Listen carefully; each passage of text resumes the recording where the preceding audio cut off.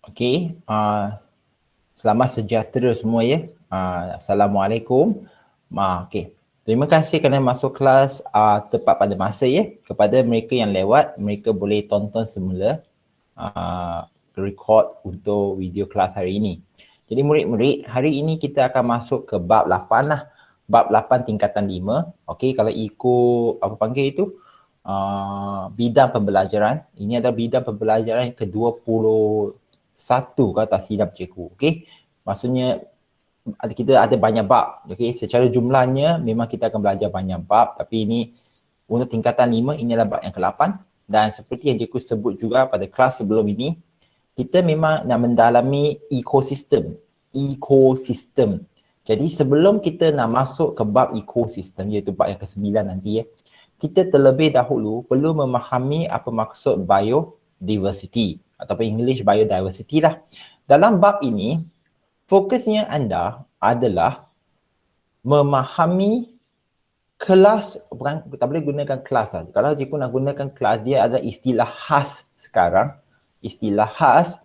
Jadi kita sebenarnya nak cuba mengelaskan semua organisma yang ada di bumi ini. Kita nak mengelaskan semua organisma yang ada di dalam ataupun dia di bumi ini.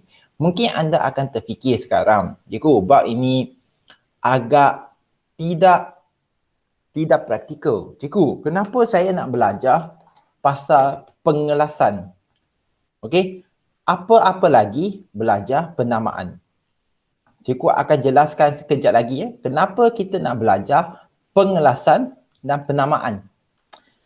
Kalau anda tak faham apakah pentingnya pengelasan secara am, biasanya kalau anda baca buku yang lebih mendalam ataupun lebih ketika di universiti, mereka suka menggunakan pengenalan seperti ini. Murid-murid, pengelasan ini classification iaitu分类. Bukannya anda belajar di dalam bab biologi, biodiversity saja. Biodiversity saja. Anda sebenarnya membuat pengelasan setiap hari untuk pelbagai perkara. Pelbagai perkara. Dari buku, ke makanan, ke minuman. Untuk orang yang berbuat bisnes, contohnya orang yang jual ikan, kalau anda pergi ke gerai ikan di pasar, kamu akan nampak di gerai dia, dia akan mengelaskan ikan mengikut ikan, jenis ikan dia, juga mengelaskan mengikut harga ikan. Jadi pengelasan ini bukan sesuatu yang baru. Hanya kita nak belajar sekarang di biodiversity, kita nak mengelaskan organisma berdasarkan apa? Apa tujuannya kita nak mengelaskan? Dan kita akan datang kepada penamaan. Cikgu, kenapa kita nak belajar nama yang pelik semua itu? Sabar ya. Cikgu akan jelaskan berperingkat. Dalam ini juga kamu akan mendapat gambaran semula apa itu biodiversity dan kamu akan diakhiri bab ini dengan mikroorganisma dan virus. Jadi apa bezanya antara bakteria dengan virus dan juga atau kulat dengan virus dan juga yang lain, mikroorganisma yang lain. Jadi murid-murid, kalau anda tengok sekarang, muka surat 144. 8.1. Sistem pengelasan dan penamaan organisma. Okey, jadi anda telah diberikan di muka surat tersebut sebut semula bahawa biodiversity adalah kepelbagaian jenis. Kepelbagaian jenis hidupan. Kepelbagaian jenis hidupan seperti ada mikroorganisma, haiwan atau tumbuhan. Okey, dan mereka masing-masing berinteraksi, bergantung satu sama lain. Okey, jadi kenapa kita nak belajar pengelasan? Kenapa kita nak belajar penamaan? Okey, dalam satu cabang biologi, cabang bidang biologi, okey, kita ada banyak, okey, morfologi ke, anatomi ke, fisiologi. Hari ini cikgu nak perkenalkan istilah ini yang mungkin kamu terlepas pandang ketika dulu, tapi hari ini kamu tahu, iaitu taksonomi. Bidang biologi taksonomi ini melibatkan 3 perkara, iaitu pengelasan. Tengok bahagian bawah rajah 8.1 itu pengelasan sini. pengecapan, penamaan, pengelasan, classification, pengecaman, identification, dan penamaan, naming. Okey? Jadi, kenapa? Lepas tu, ketika pengelasan, anda diperkenalkan sistem hierarki taksonomi. Dari tinggi ke rendah, hierarki. Manakala pengecaman, kamu akan belajar kekunci dikotomi, kekunci dikotomi BM lah. Actually, dichotomous key. Maksudnya kita akan belajar macam mana kita nak buat pengelasan. Kita akan dikenal pasti menggunakan kekunci dikotomi. Biasa kita akan pilih satu ciri yang ada dua pilihan saja. Nanti kita akan tengok dalam sekali penamaan. Jadi murid-murid, kalau anda telah belajar sendiri, kamu semestinya sudah tahu. Okey, kamu semestinya sudah diperkenalkan bahawa dalam biodiversity, kita ambil yang terkini lah buku teks anda. Kita mengelaskan organisma hidup lah, of course, dalam bumi ini kepada 6 alam. Cikgu, alam ini kita gunakan alam ke? Sebenarnya kalau ikut zaman cikgu, belajar bahasa Melayu, alam itu huruf besar A tau. Sebab dia ada istilah khas, kata nama khas. Okey, ya, kingdom. Dia ada 6 kingdom. Berlainan dengan senior kamu 5 alam, dia sekarang letak 6. Apakah kingdom tambahan? Iaitu Archaea bacteria.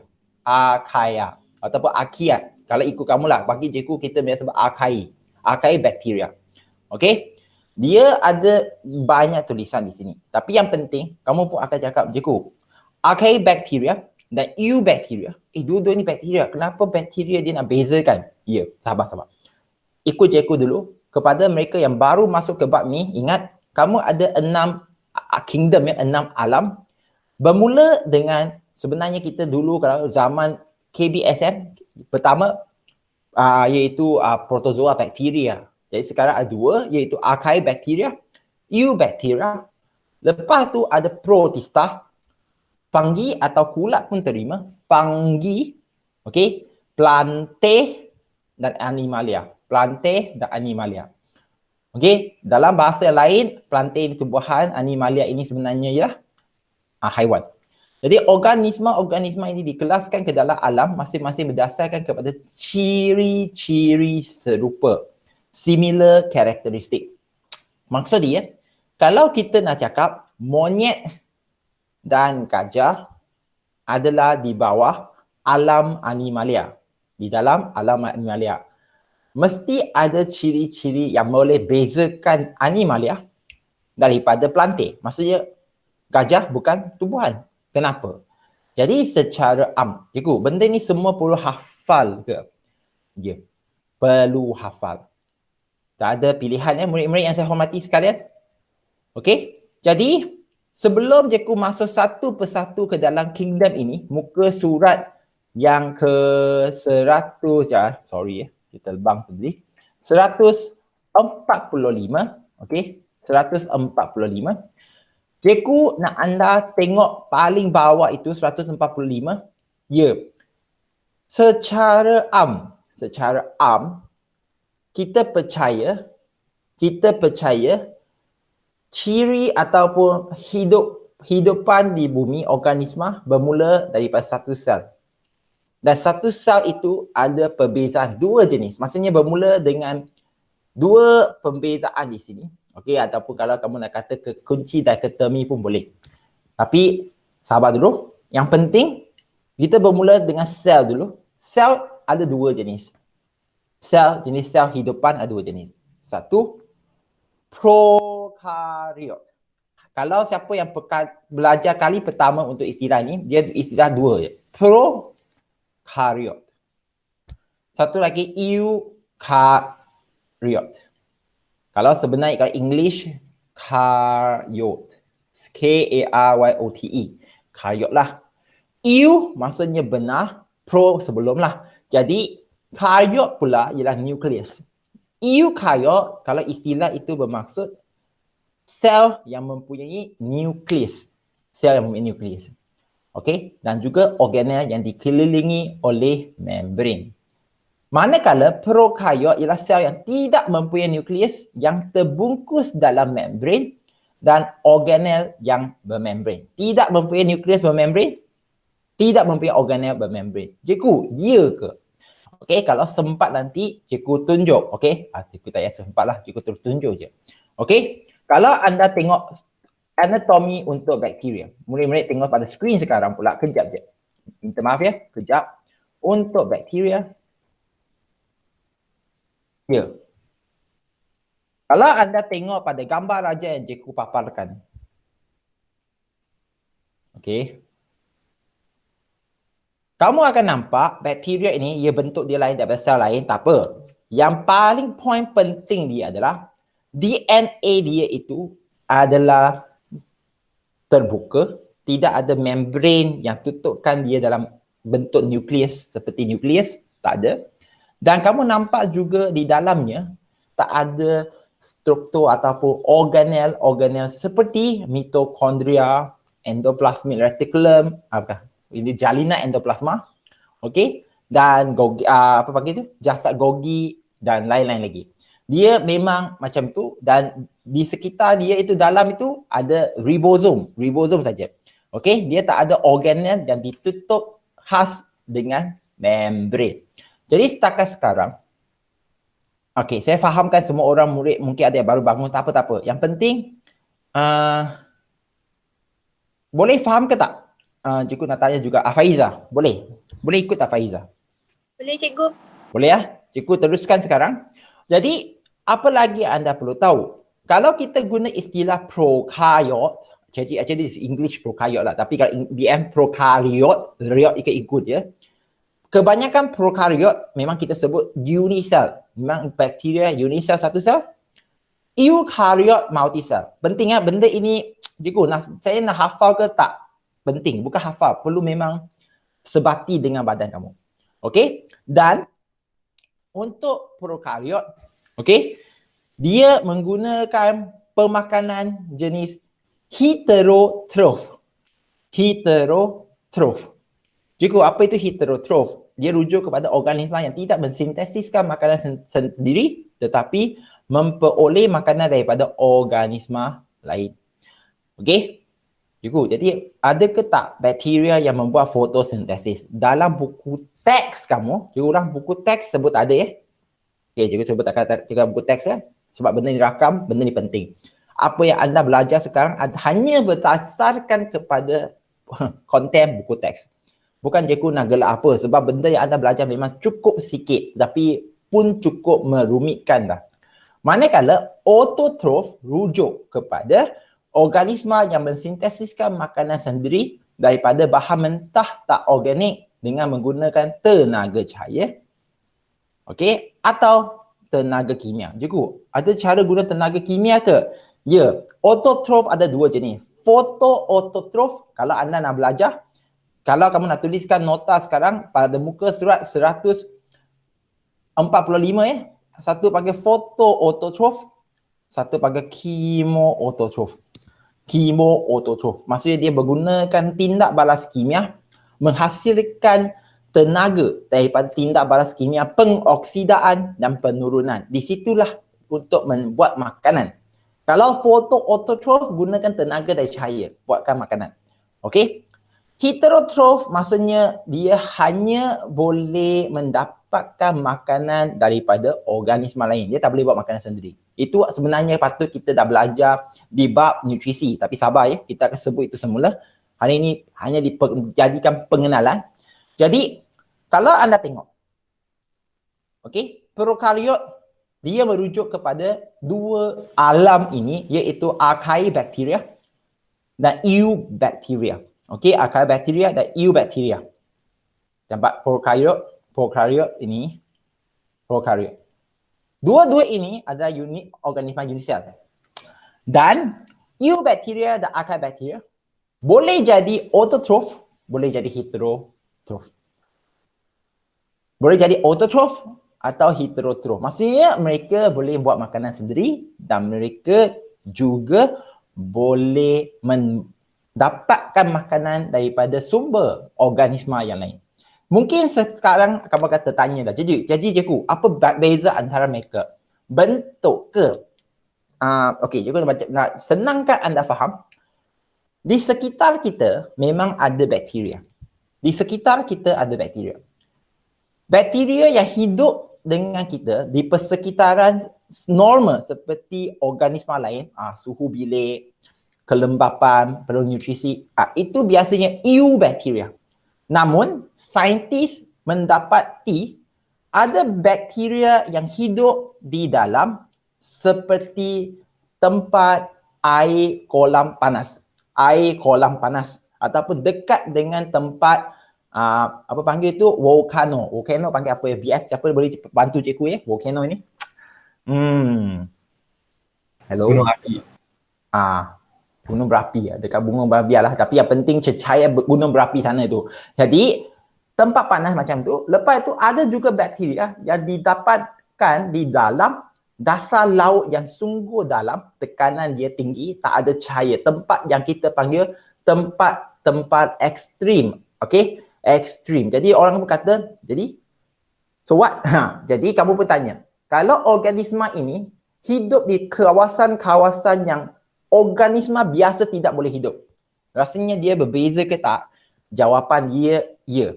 Jadi saintis mendapati bahawa bakteria-bakteria di kawasan-kawasan yang cikgu sebut tadi itu, dia punya kandungan RNA dan DNA jauh berbeza dengan bakteria yang biasa jumpa di persekitaran normal kita. Maksudnya dalam badan manusia ke, di luar badan manusia ke, di atas pokok ke, di dalam tandas ke, lain. Okey, ada berbeza di situ. Dan disebabkan bakteria ini telah mereka katakan hidup dari zaman dulu lagi. Jadi archaea ini sebenarnya rujuk kepada dari zaman dulu. Bakteria zaman-zaman dulu. Okey, dia memang akan sangat berbeza dari segi cara hidup dan juga cara mereka untuk mendapat makanan. Kebanyakan mereka akan gunakan chemoautotrof. Maksudnya letak mereka di kawasan yang tidak ada cahaya, mereka masih boleh buatkan makanan sendiri. Itu nanti kita akan sebut. Okey, 4 alam lagi ini biasa kamu dah belajar di tingkatan 2. Protista, fungi, plantae dan animalia. Kita pun tak nak buang masa untuk yang ini. Yang penting anda pun dah tahu, plantae, animalia ini tubuhan haiwan. Yang kamu perlu buat nota untuk protista di sini adalah, protista ini adalah alam yang termasuk 2 perkara penting protista ni, iaitu protozoa, tulis kat situ protozoa, dan satu lagi alga. Alga. Okey, fungi itu rujuk kepada kulat. Kulat seperti apa? Kulat roti yang kecil. Itu yang panggil unisel, atau sebenarnya dia bukan unisel, dia lebih kecil. Tapi dia multisel sebenarnya. Dan cendawan, sebesar-besarnya macam cendawan, itu fungi.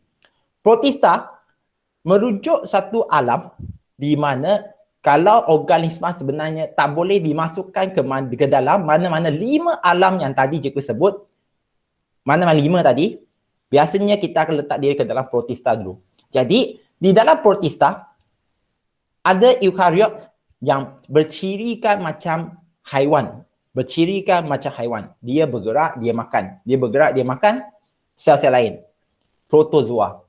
Mencirikan haiwan.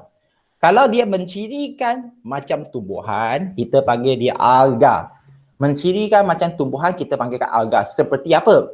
Kalau kamu tengok kolam air yang berwarna hijau.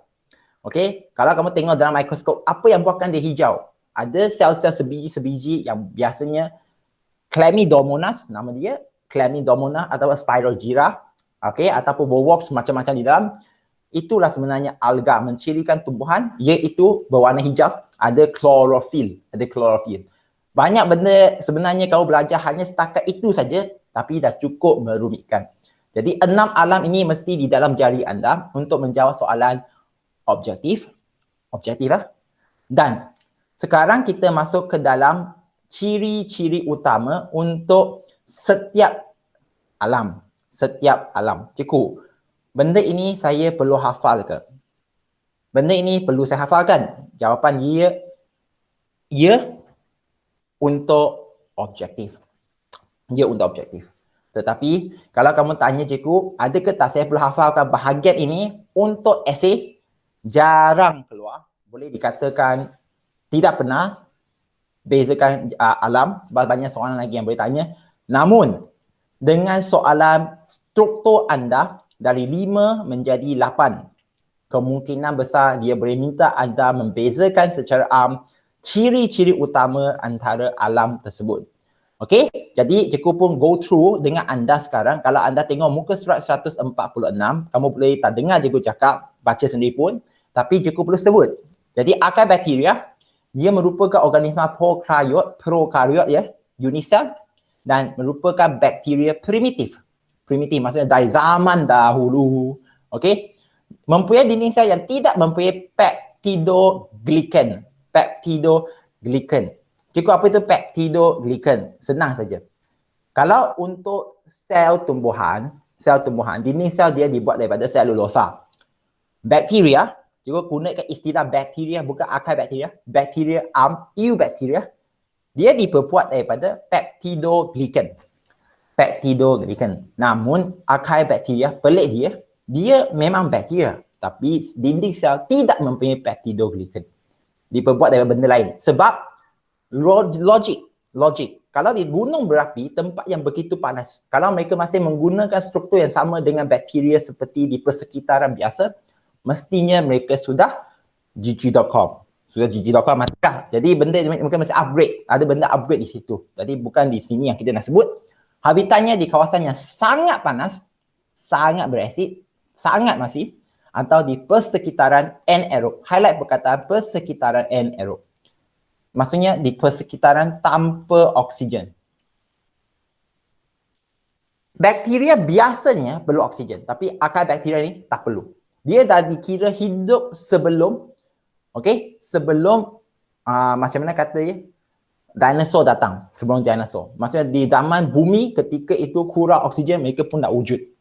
Jadi dia terbahagi kepada 3 kumpulan iaitu metanogen, halophil dan thermophil. Metanogen rujukkan kepada bakteria, akar bakteria yang menghasilkan metana.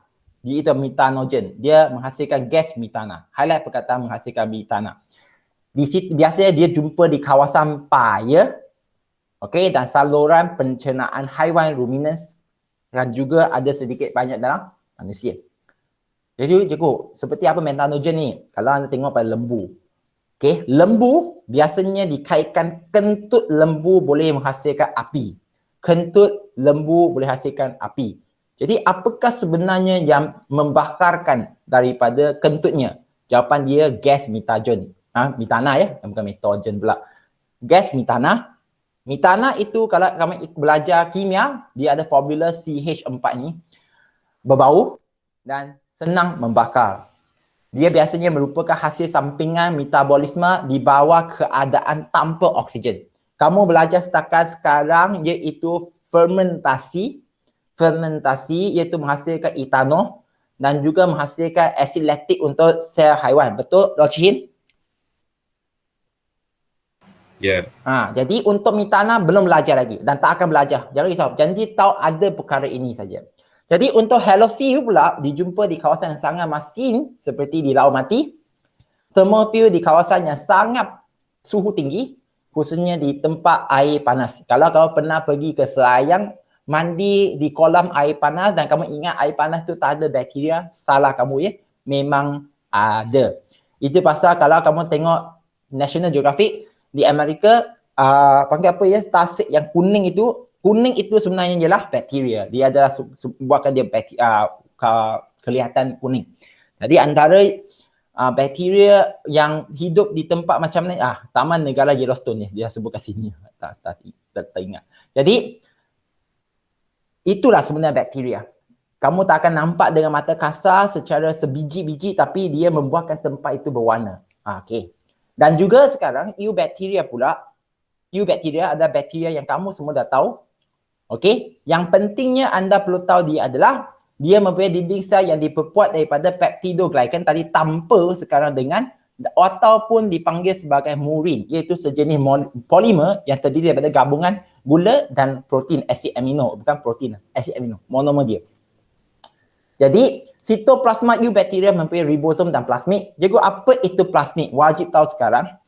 Plasmid merujukkan kepada rangkaian DNA yang pendek. Rangkaian DNA yang pendek biasanya berbentuk bulat. Maksudnya kalau kita lukis bakteria, ini bakteria, dia ada flagellum, dia ada benda tonjol kalau pilus. Okey, ini bukan sperma, dia ada dinding sel.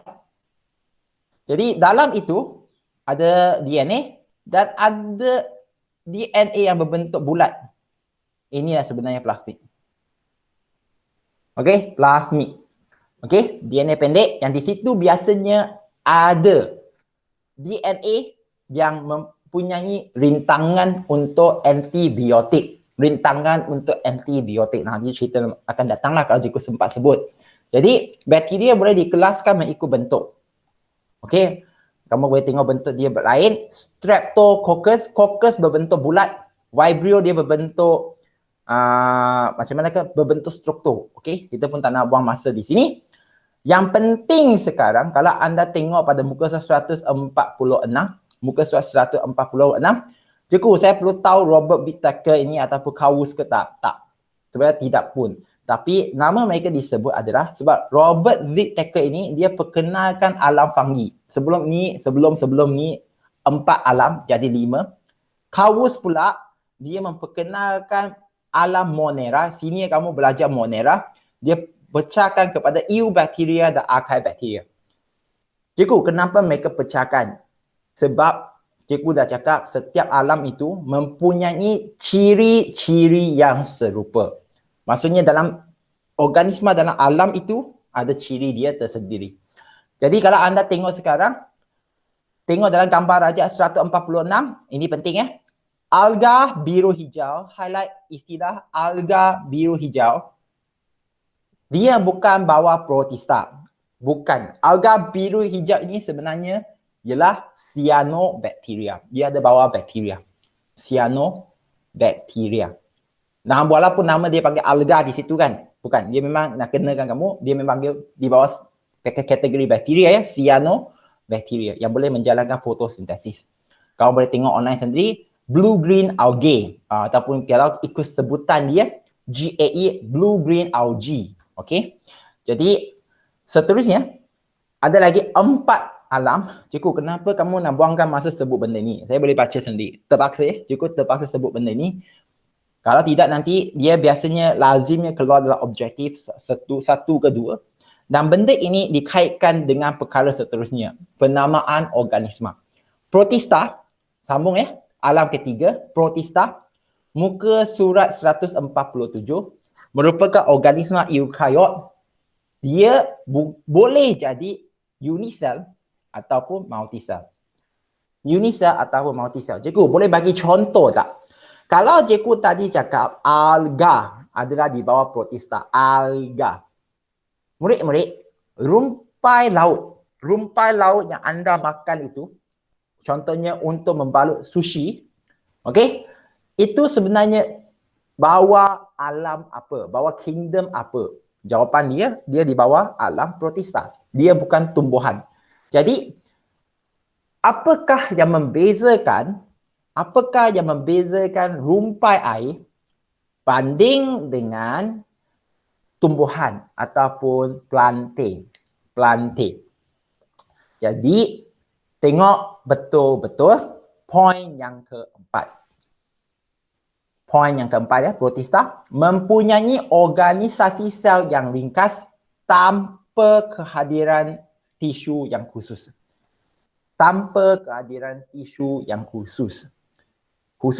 Seperti xylem ke, phloem ke, meristematic ke. Jadi dia tak ada. Okey? Kalau anda dah belajar, kamu tahu dah sel tumbuhan boleh dikhususkan menjadi 2 jenis tisu. Okey, 2 jenis tisu tetap dan tisu meristem. Ingat ke tak ketika anda belajar bab 2 tingkatan 4. Jadi protista dia tak ada tisu-tisu khusus macam tu. Okey. Dia boleh jadi heterotrof, autotrof, tak apa. Selnya mempunyai nukleus yang diselaputi membran nukleus dan organel yang dikelilingi oleh membran sebab dia eukariot. Tak ada masalah. Protista dibagi kepada 3 kumpulan iaitu protozoa, alga dan kulapuk lendir. Ini lebih ciri kepada kulat. Tapi kulat fungi. Tapi sebab ada perbezaan, dia masuk ke dalam protista. Dia tak boleh diletakkan kepada fungi. Tapi kulapuk lendir ini tidak menjadi isu besar lah untuk anda faham. Yang penting anda perlu tahu protozoa alga itu yang biasa kita sebut di dalam alam protista. Jadi apakah contoh protozoa? Seperti Euglena, Amoeba, Paramecium. Euglena, Amoeba, Paramecium. Euglena ini kalau kamu tengok online, tak apa. Nanti lepas buka sekolah, cikgu akan cetak biodiversity ini. Pentingnya kalau cikgu bagi kamu gambar raja, tengok kat skrin sekarang. Ya, kalau cikgu bagi gambar raja, soalan dia lazimnya akan tanya macam ni. Buan dengar. Jadi lazimnya dia akan tanya, dia akan bagi gambar. Okey, apakah alam organisma dalam gambar raja ini digolongkan? Maksudnya kamu perlu tahu macam mana kamu nak letakkan di alam apa. Jadi di sinilah pentingnya untuk anda memahami ciri-ciri dia. Jadi kalau anda tengok alga, ada Chlamydomonas dan Spirogyra. Chlamydomonas satu sel, Spirogyra dia dikirakan sebagai multi-sel ataupun banyak sel berbentuk macam tiang. Kulapuk lendir ini Physarum lah spesies. Kamu boleh tengok online sendiri kejap nanti. Cikgu pun tak nak buang masa. Untuk fungi, jadi English fungi. Fungi. Fungus pun terima. GUS itu pasal kepada sesiapa biasa Cina yang makan herbal Cina. Okey? Fungus. Okey? Fungus. Lingzhi. Everything ni semua fungus. Merupakan organisma eukaryot lagi sama. Dia boleh jadi unisel atau multisel. Okey. Dan di sini fungi tak ada autotrof. Dia heterotrof. Boleh jadi saprofit ataupun parasit. Okey. Saprofit ataupun parasit. Cikgu, saprofit itu apa? Parasit itu apa? Sabar. Masa akan datang juga sebut. Yang pentingnya hari ini kamu dah sebut tahu ada dua perbezaan. Heterotrof dan autotrof. Masa akan datang juga sebut. Dinding sel dibina daripada kitin. Halai perkataan kitin. Ya, tumbuhan selulosa, bakteria peptidoglycan, fungi kitin. Jadi macam mana dengan archaea bakteria? Archaea bakteria di isu lain. Dia memang banyak jenis tapi belum lagi difahamkan sepenuhnya. Jadi mereka tak letak. Fungi kitin, ya. Bayangkan dia merupakan satu bentuk glukosa, berbentuk glukosa susun panjang. Dalam itu ada nitrogen. Tapi benda lain lah. Jadi dia memang lain. Badan terdiri daripada jaringan berbenang hifa. Jika apa itu hifa? Sabar. Jika akan lukis. Yang disebut misellum. Okey. Jadi contoh dia termasuk Saccharomyces cerevisiae. Jika memang perlu hafal ke? Yeast ini dah jadi soalan yang agak lazim keluar. Saccharomyces cerevisiae. Yeast Jadi, jika apa tu yeast? Yeast itu kalau kamu tak tahu, pergi tanya mak yang biasanya buat kek. Buat kek, silap. Roti kat rumah ataupun pau. Dia dah agaricus species, cendawan. Cendawan banyak. Okey? Saya tahu agak susah sekarang. So, banyak benda yang teknikal sekarang. Rasanya Nakia tu Aileen boleh faham tak? Aileen? Dan Siti Nadia boleh faham tak? Sorry lah. Memang banyak tau benda ni memang banyak. Saya faham. Cikgu faham. Tapi boleh ikut kan? Boleh cikgu. Sorry lah. Jadi kita teruskan sebab cikgu nak memang sampai ke penamaan bukan pengelasan saja. Hari ni memang cikgu nak masuk sampai penamaan. Penamaan yang penting. Sebab kamu akan tanya cikgu, kenapa saya nak belajar benda-benda ini semua? Sabar. Bagi cikgu jawab semua ini nanti Manakala plantik dan juga animalia, itu dah biasa. Cikgu pun tak nak sebut satu-satu. Yang penting, inilah tumbuhan dan juga binatang, haiwan yang kita sebut. Memang, cikgu, jadi tumbuhan ini banyak jenis. Tumbuhan A lain daripada tumbuhan B. Macam mana kita nak bezakan dia secara lebih mendalam? Termasuk juga binatang ataupun haiwan. Kalau kita tengok haiwan seperti ikan banding dengan monyet, Okey, banding dengan katak, banding dengan ular dan juga banding dengan apa panggil tu? Dia 5 kelas dah, aku lupa dah jap. Satu lagi apa ya? Monyet, mamalia. Lepas tu kita kata ikan, ya. Katak, amfibia. Reptilia untuk ular. Dan satu lagi burung. Jadi di bawah alam animalia banyak juga. Jadi macam mana kita nak membezakan dia secara lebih mendalam? Di sinilah kita nak perkenalkan. Sabar ya. Ini nanti juga akan bagi kamu kerja nanti ya, sabar. Ini nanti kamu akan buat. Kita akan sebut, perkenalkan hierarki taksonomi. Hierarki taksonomi. Jadi apa itu hierarki? Hierarki itu dari atas ke bawah. Atas ke bawah. Taksonomi sekali lagi adalah bidang biologi yang melibatkan 3 perkara ya. Kamu perlu tahu ya. Pengelasan, pengenalpastian ya. Jadi identification dan juga penamaan. Kita sekarang masuk bab yang paling penting sekarang. Bahagian yang paling penting iaitu penamaan. Jadi yang paling tinggi itu tidak apa? Cikgu, mestilah alam. Tidak. Sejak tahun 2000 entah berapa, mereka telah perkenalkan dulu domain, istilah domain. Maksud dia, tadi kita cakap satu dunia ini, semua organisma dibahagikan kepada 6 kumpulan lah. 6 kumpulan, kita panggil dia alam kan. Sebenarnya, sebelum alam, ada lagi satu kumpulan set yang lebih besar, kumpulan set. Kita bahagikan terdahulu dunia ini kepada 3 domain. 3 domain. Okey? 3 domain itu iaitu Archaea, Eukarya, Prokarya. Tapi itu kamu tak disebutkan di sini. Jadi sebenarnya kalau ikut topik ini, kita patut mula dengan domain. Tapi dia dah tak sebut ya.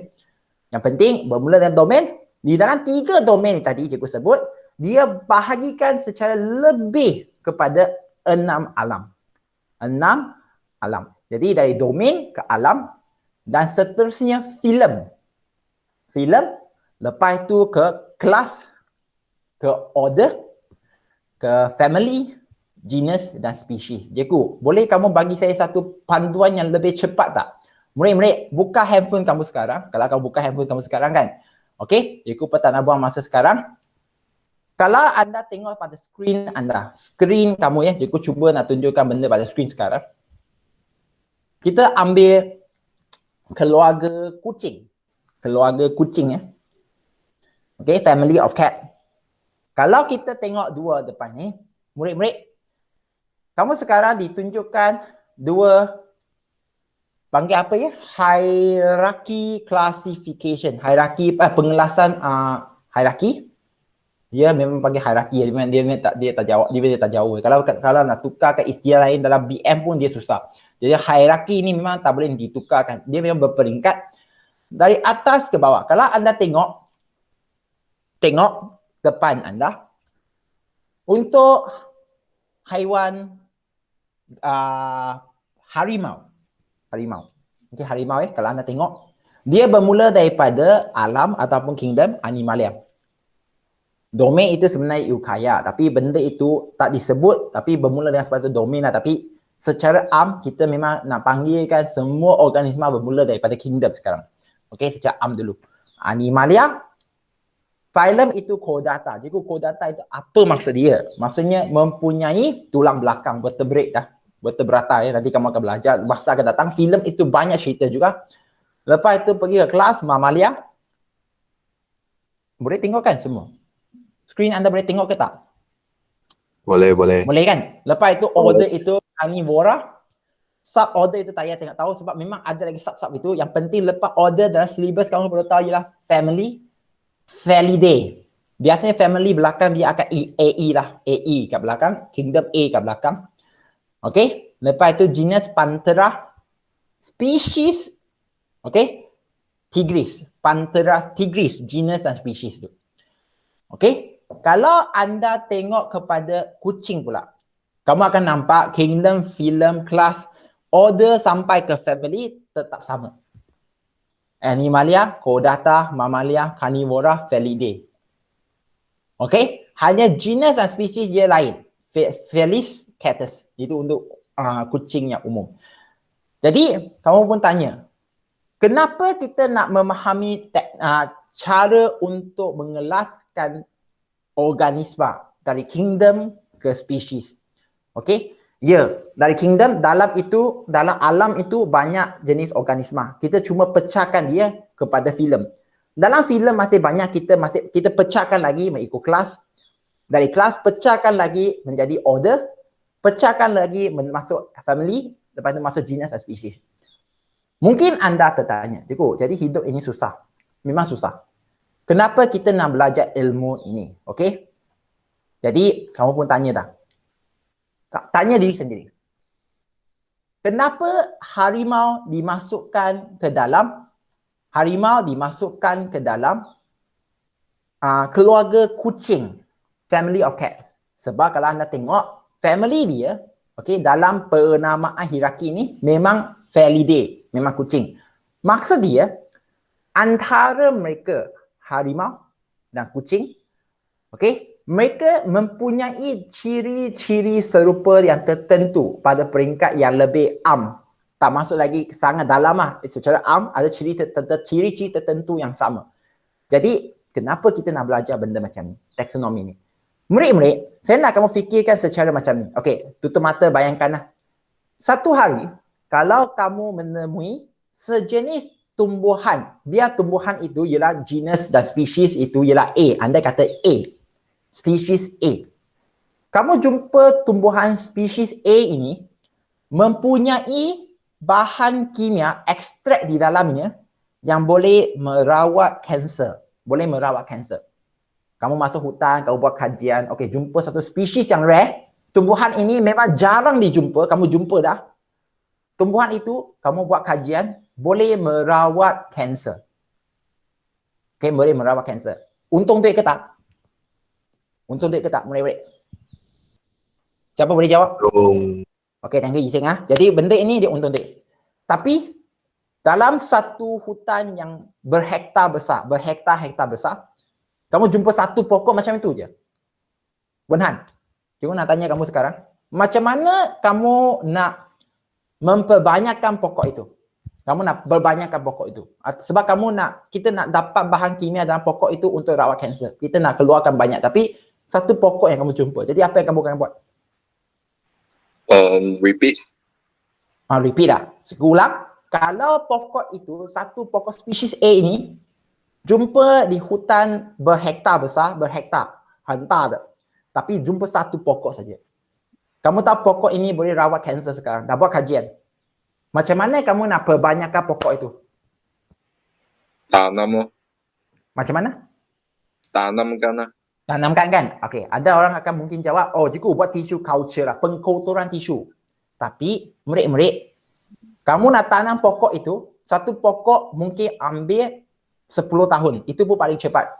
Kalau siapa yang pernah tanam durian pun, pokok durian 5 ke 6 tahun pun masih belum berbuah. Dia perlu tunggu lagi masa dia. Betul ke tidak? Nadia Farisha, betul ke tidak?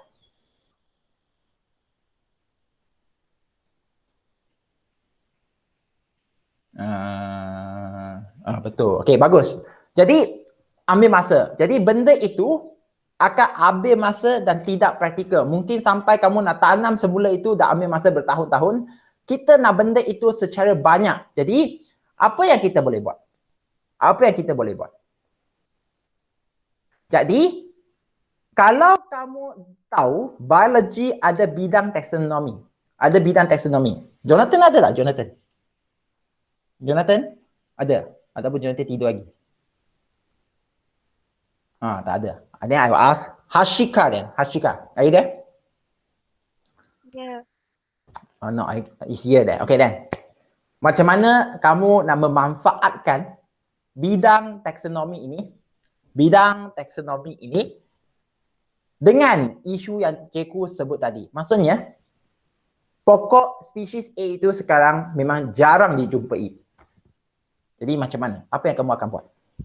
Dengan menggunakan bidang taksonomi, apa yang kamu akan fikirkan? Cari pokok yang dalam kelas yang sama. Oh, dalam keadaan bagus. Kamu dapat point itu dah, penting lah, betul tu. Jadi, mungkin kamu akan cakap, carikan pokok yang mempunyai ciri serupa. Ciri serupa, bukan sama spesies. Spesies tak jumpa dah. Kita akan cari ciri serupa. Okey, melalui tingkat atau peringkat yang lebih atas. Seperti kawan-kawan tadi sebut, melalui contohnya cari kelas. Tumbuhan yang mempunyai kelas yang sama. Sebab kita sedar bahawa, kalau kita nak mengelaskan organisma, kita akan mengelaskan dia mengikut ciri-ciri serupa. Jadi mungkin di bawah kelas ada pokok spesies B, C sampai ke Z yang lain yang mungkin mempunyai bahan kimia yang serupa dengan spesies A tadi.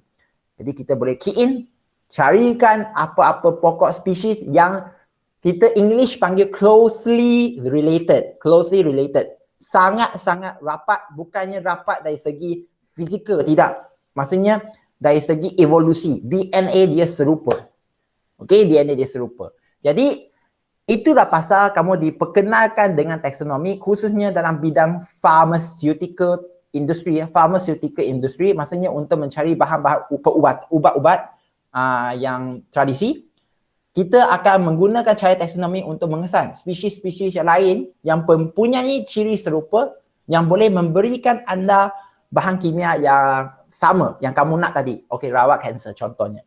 Jadi kalau anda tengok dalam gambar raja muka surat yang ke-149 ini, kamu akan nampak dari atas ke bawah bilangan organisma dalam kumpulan akan menjadi semakin berkurangan sebab dia makin berkhusus, more specific.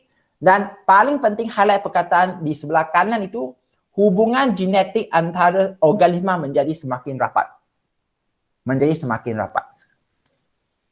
Yalah, kalau kita nak kata hubungan genetik antara kita dengan monyet, manusia dengan monyet berbanding dengan manusia dengan ikan. Manusia dan ikan. Mana satu yang lebih rapat? Siapa nak jawab? Murid yang saya hormati. Monyet. Jadi kami dengan monyet. Monyet. Ya? Siapa dia? Ya, siapa jawab tadi? Oh, Wenhan. Monyet lah. Bukannya apa? Bukan kita nak menghina ataupun mencabar agama ya. Tidak ya, pemahaman agama lain. Bab ini, biodiversity sebenarnya agak sensitif. Bab ini sebenarnya tujuannya bab ini dihasilkan selain daripada aku cakap pharmaceutical purpose tadi, dia juga merupakan satu pembelajaran topik di mana kita nak carikan istilah origin of life. The origin of life. Maksudnya asasnya kepada segala hidup. Tapi benda nanti itu kalau ada masa kita juga akan terangkan. Benda ini sebab dirakam, perlu diterangkan secara berilmiah. Okey? Jadi kalau kita tengok dari atas ke bawah makin sikit, dari bawah ke atas dia makin banyak. Okey? Jadi macam mana kita namakan organisma? Nama, sebut. Kenapa kita nak belajar istilah ini? Kamu akan cakap susahlah. Manusia lah. Kenapa kita nak sebut Homo sapien? Murid-murid, ambil harimau. Harimau di Malaysia, Indonesia panggil harimau. Di Europe, di tempat lain panggil tiger. Di China panggil laohu. Laohu bukan laufu. Laohu. Okey? Jadi nama berbeza di negara berbeza. Jadi macam mana saintis nak memanggil organisma itu secara sepakat. Okey, Panthera tigris tu. Kenapa? Jadi dalam sains taksonomi ni kita memperkenalkan penamaan organisma menggunakan nama saintifik, gunakan sistem binomial, dinomial maksudnya dua. Binomial lineage. Bermula dengan genus, lepas tu pergi ke species. Kalau SIS lah. English CIS. Okey, bermula dengan species, lepas genus ke species. Jadi, macam mana kamu nak tuliskan nama saintifiknya? Secara italic ataupun secara tegak. Genus, huruf pertama itu mesti huruf besar. Okey, huruf pertama itu mesti huruf besar. Kalau kamu tulis menegak, mesti buat garis di bawah. Kalau kamu tulis italic, serong, cetakan, kamu akan buat tak perlu garis. Kita tahu adalah rujuk kepada binomial lineage. Jadi kalau anda tengok dalam nama beberapa organisma di sini, okey, untuk contohnya katak sawah hijau, Rana. Rana memang jenis untuk katak. Okey, Rana eritrea, ini biar je. Yang penting spesies tu memang lain, dia gunakan bahasa yang kuno ya, tapi tak apa. Padi, Oriza, kalau itu jenis, Sativa itu memang spesies. Okey, pokok bunga teratai serta pokok bunga matahari. Pokok bunga hari ini Helianthus anus, anda perlu tahu. Okey, ya, anus. Lepas tu pokok bunga teratai Nelumbo. Nelumbo itu yang betul, Nucifera. Nucifera. Cikgu perlu hafal ke? Tidak. Yang perlu anda hafal adalah kalau cikgu tunjukkan kat sini. Murid-murid, tengok kat depan sekarang. Ini perlu buka skrin sekarang. Ini adalah yang biasa anda perlu tahu. Okey. Untuk manusia, okey, dari kingdom ke species iaitu Animalia, Chordata, Mammalia, order dia primate, family dia Hominidae, lepas itu jenis dia Homo sapien, jenis Homo, species dia sapien. Manakala untuk lipas, okey, kelas dia akan berbeza, filem dia pun berbeza, Arthropoda, sampai ke dia punya jenis dan species Periplaneta americana, okey. Periplaneta americana pernah ditanya ya. Lepas itu hibiscus itu pula daripada plante. Okey. Cikgu, apakah maksud angiosperma? Macam pernah dengar saja. Ya. Tumbuhan berbunga. Tumbuhan berbunga. Angiosperma. Okey. Order Mauveus, tapi murid-murid saya hormati sekalian, yang menjadi cabaran paling tidak perlu tahu macam mana nak tulis untuk manusia. Human being lah, manusia. Okey. Yang lain itu paling tidak perlu tahu mereka berasal daripada kingdom apa. Cikgu, filem kelas ini sampai ke family dalam tingkatan 5 bukannya benda yang anda perlu belajar. Tidak. Kalau kamu masuk STPM, ya. Tidak. Okey. Yang penting kamu tahu kingdom, kamu tahu tulis genus dan species, boleh dah. Siapa tak faham? Siapa tak faham? Yamping boleh ikut, Yamping.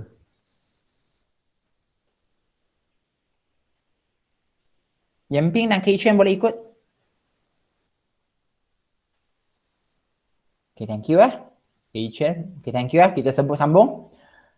Jadi kalau anda tengok sekarang, okey? Kalau anda tengok sekarang ya, yang paling tidak saya tadi cikgu kata apa? Yeast, okey. Sekarang ada lagi satu kata nama khas yang anda perlu tahu. Scientific name, nama scientific untuk kacang peas. Pea plant, kacang peas yang bernama Pisum sativum. Pisum sativum. Okey? Ini pun perlu tahu. Manusia, kacang peas, dan satu lagi yeast. Yeast itu memang keluar kerap. Yeast Okey? Kalau kamu ingat lagi apa nama saintifik yeast? Saccharomyces cerevisiae. Perlu tahu. Benda ini kalau boleh kamu tulis beberapa kali supaya kamu tahu lah. Tulis italic size, genus, huruf pertama mesti huruf besar. Yang lain itu semua huruf kecil.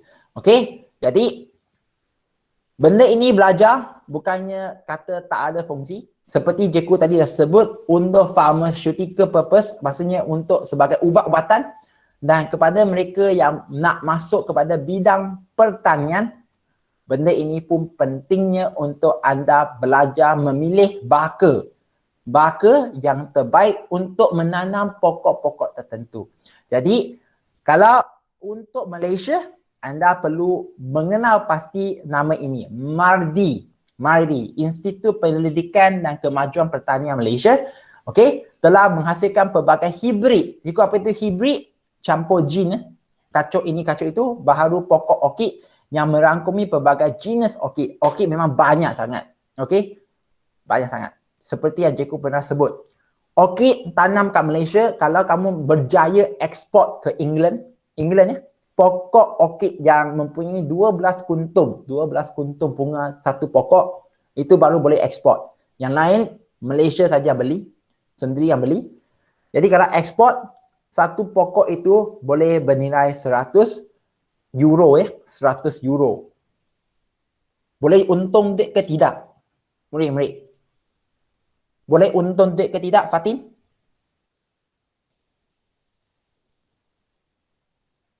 Ya. Jadi benda ini adalah benda yang boleh cari duit lah. Jadi ikut kamu semua kalau kamu masih kata biologi tak ada kerja kan. Jadi antaranya ialah Dendrobium maharia yang kemudian dinamakan semula sebagai Dendrobium Datin Seri Jane. Datin Seri Jane ini kalau tak silap Cikgu Tun Abdullah punya isteri ya. Jadi benda ini pun penting untuk anda tahu bahawa kalau kamu menemui spesies baharu, kamu boleh namakan sempena nama kamu. Sempena nama kamu. Jadi orang lain masa akan datang mereka akan panggilkan nama pokok ataupun apa pokok saja. Spesies apa-apa organisma ikut nama kamu. Okey, sebenarnya nama isteri mantan Perdana Menteri Malaysia Tun Abdullah bin Haji Ahmad Badawi. Jin Abdullah lah. Okey.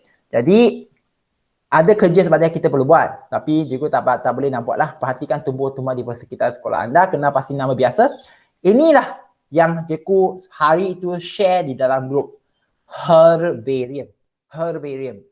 Murid-murid, kejap ya.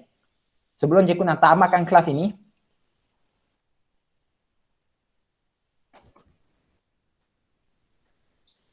ya, cikgu berhubung dengan guru sekolah menengah sains Alam Syah. Ini adalah hasil kerja kepada adik perempuan dia, bukan murid dia ya, tapi dia contoh je. Okey? Cikgu tak minta kau buat dulu, cikgu nak fikirkan terdahulu macam mana kita nak buat benda ini. Okey? Jadi setiap orang sebenarnya, setiap kumpulan, bukan setiap orang, setiap kumpulan sepatutnya buat herbarium ya. Cikgu tak nak buatkan hidup anda susah. Satu kumpulan 5 orang, cikgu nak kamu minta kamu semua orang buat 10 pokok saja. Cari pokok di persekitaran rumah anda. Cikgu, macam mana buat herbarium ini? Kerja anda, nanti cikgu akan arahkan dalam grup, biar cikgu fikirkan dulu macam mana. Carikan pokok-pokok di persekitaran anda. Okey? Kamu akan ambil sebahagian dari pokok itu. Ya, kalau pokok itu kecil, kamu boleh ambil daripada akar sampai ke hujung. Boleh. Tapi kalau pokok itu besar, kamu akan ambil bahagian daun dia saja dan pucuk dia, gunting. Yang paling penting, kamu perlu panaskan dia di bawah matahari. Matahari lah. Okey? Tutupkan dia dengan surat khabar supaya dia serapkan air dia. Okey? Dan keringkan bahagian-bahagian pokok itu sebelum dijahitkan di atas kertas manila card. Dia biasa guna manila card. A4 kertas yang kecil. Biasa kita guna manila ataupun kita guna kertas A3, kertas A3 yang besar sikit. Tapi cikgu masih akan bincang, tak tahu macam mana yang kita nak buat. Tapi cikgu akan arahkan nanti dalam grup macam mana kita nak buatkan herbarium ni. Ini memang projek ya, memang projek. Kamu akan kumpulan yang masih sama. Cikgu nak pecahkan kumpulan itu pun sekarang masih lagi belum buat projek yang mengenai susu masam itu. Biar aja dulu nanti. Ini nanti cikgu akan arahkan dalam grup. Kamu buat macam mana? Yang penting kamu akan nampak di bawah dia. Ya, kamu perlu carikan nama pokok itu. Cikgu, macam mana saya nak cari pokok itu? Rujuk kepada Google ataupun cari berdasarkan apa yang kamu tahu. Yang pentingnya tuliskan local name, nama tempatan dia sampai ke kalau anda tengok sampai ke masa kamu jumpa dengan orang yang mengutip pokok tersebut. Itulah pasalnya kamu perlu belajar macam mana nak sebut ataupun buat taksonomi untuk organisma sekitar anda. Cikgu pun tak nak buang masa. Jadi cikgu boleh lagi arahkan ya, bagi cikgu bincangkan dulu macam mana buat. Jangan buat nanti selepas kalau cikgu dah dapat dia punya panduan macam mana kita nak buat secara berperingkat. Sekarang Kok Siang, ada soalan tak Kok Siang? Kok Siang, buat apa tu Kok Siang? Ya, Kok Siang dah sini. Okey, boleh faham ke tak? Baru bangun ke? Boleh. Tadi saya pukul 9 masuk.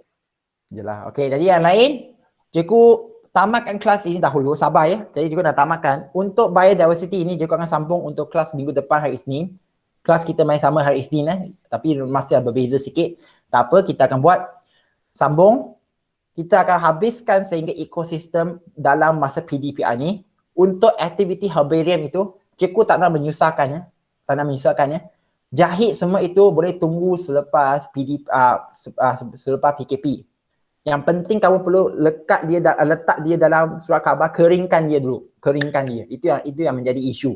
Okey, kalau kamu tak faham, letak dalam surat khabar, kamu tak terdedah kepada matahari, dia akan berkulat. 你说如果它还是湿湿的，盖着它会产，而且是那个霉。Kamu pastikan mesti keringkan sepenuhnya sebenarnya. Keringkan. Tapi itu benar, nanti kita akan sebutlah. Okey. Jadi itu saja daripada Jeku. Yang Jeku nak bagi tahu sekarang, nanti ada latihan dalam Google Classroom lah Jeku akan bagi. Sila buat ya. Itu saja. Winnie ada soalan tak Winnie? Tak ada. Kalau tak ada, itu saja Jeku tamatkan kelas hari ini ya. Ada soalan kamu boleh stay back. Kalau tak ada soalan, Jeku di sini.